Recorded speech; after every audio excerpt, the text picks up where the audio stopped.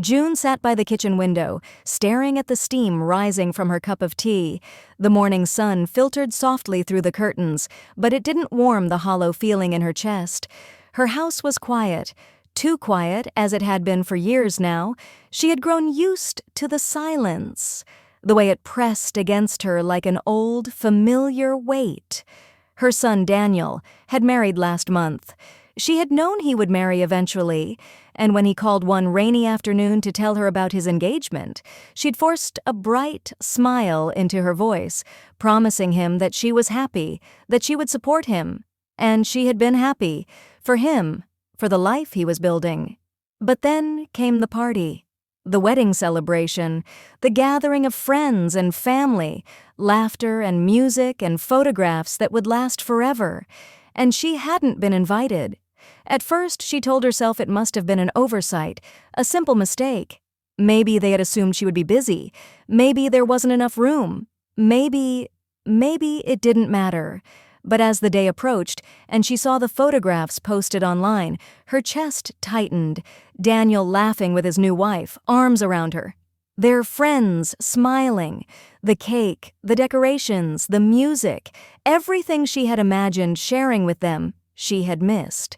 June set down her tea and walked slowly to the living room, where the sunlight caught a small photo of Daniel as boy, holding a fishing rod in one hand and a half-eaten ice cream cone in the other. She remembered the afternoons spent playing catch in the yard, the nights he crawled into her bed after a bad dream, the teenage arguments where he slammed doors but always came back for a hug. She felt the familiar pang of loss, not just for her late husband, not just for the years that had passed, but for the distance that had grown between her and her son. She had imagined being part of this celebration, standing quietly in the corner, watching him take this new step in life. She had imagined offering Emily a smile of welcome, giving Daniel a small squeeze on the shoulder, sharing a quiet word that said, "I've always loved you, and I always will." But now, she realized, those moments were gone. She had no place at their party, no role in the photographs, no way to share in their joy. She could feel the old hollow space in her chest stretch wider, a quiet grief that came not with dramatic loss, but with gentle, persistent neglect. She poured herself another cup of tea and sat back down. Outside, the world went on. Neighbors chatted over fences, birds hopped from branch to branch, the sun continued its slow arc across the sky. Life, as it always does, moved forward. June let herself feel the sadness fully, for the first time in days.